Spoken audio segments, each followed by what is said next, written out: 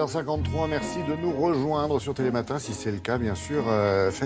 Brigitte Fanny Cohen est avec nous pour évoquer ce 14 juillet d'il y a un an. On commémore effectivement vendredi ce terrible attentat qui a bouleversé la France entière et meurtrier cet attentat, bien sûr, sur la promenade des Anglais à Nice. Or, au même instant, sort un livre témoignage, mais du côté de ceux qui sont arrivés pour porter les premiers secours. Effectivement. Donc il faut rappeler ce qui s'est passé effectivement il y a un an à Nice, un camion de 19 tonnes qui en 2 minutes 30 va tuer 86 personnes et qui va en blesser plus de 400 autres. Et à ce moment-là, effectivement, il y a un dispositif médical qui était prévu, des médecins de garde, beaucoup de soignants de garde pour le 14 juillet, mais très vite, les médecins qui n'étaient pas de garde, ceux qui étaient chez eux, chez des amis, ceux qui étaient sur la promenade des Anglais, spontanément, les soignants, donc médecins, chirurgiens, aides-soignants, infirmiers, infirmières, pompiers, psychologues, tous sont venus spontanément aider et remplir leur mission de soignants. Et donc ça a été vraiment un acte de solidarité extraordinaire. Et donc en fait, on a peu entendu les soignants, ils étaient dans leur mission de soignants, et on a souvent l'impression qu'un médecin, un chirurgien, une sorte de carapace, ils ont tout vu, tous les drames du monde, et non. Presque de la froideur, alors qu'en fait, ils sont dans l'émotion et dans le choc, comme tout le monde. Et en fait, ils ont été évidemment terriblement choqués, même blessés psychiquement par ce qu'ils ont vu.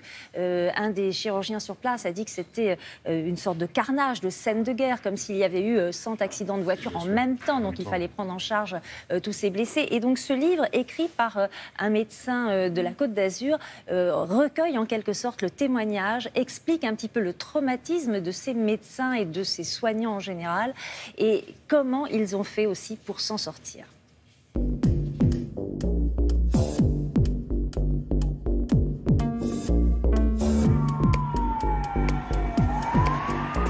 Quand les soignants arrivent sur la promenade des Anglais, ils vont être déstabilisés parce qu'au départ, c'est un accident de la voie publique, un camion qui a fauché plusieurs victimes.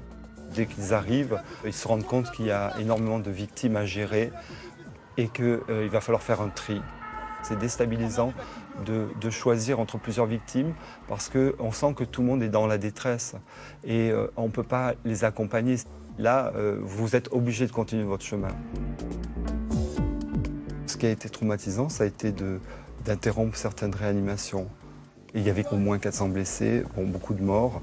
Et forcément, il fallait s'occuper en priorité des vivants.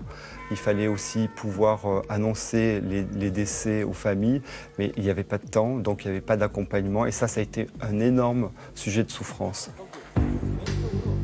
Ce qui a été très traumatisant, très déstabilisant pour les soignants qui sont eux aussi pères et mères de famille, c'est de ne pas pouvoir sauver certains enfants et ensuite de ne pas avoir le temps d'entourer les familles pour leur annoncer le décès. Il fallait continuer à courir à droite à gauche pour les autres blessés. À l'issue de cette intervention, beaucoup se sont effondrés, ont pleuré, d'autres ont été sidérés. Il faut comprendre que quand on rentre chez soi, tout d'un coup, il y a le silence, alors que ça a été le chaos pendant des heures.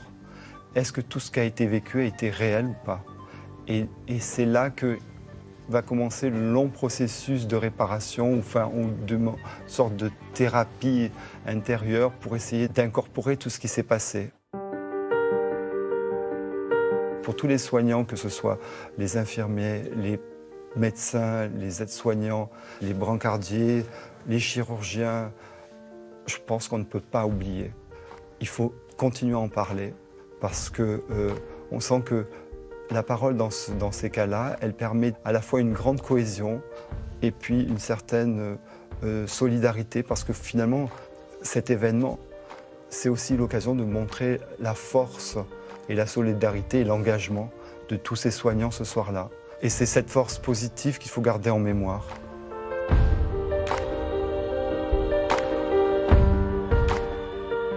Il est positif, de l'émotion dans ce livre qui s'appelle, on rappelle, Soigner, Nice, 14 juillet 2016, aux éditions First. Merci beaucoup, Brigitte Fanny Cohen.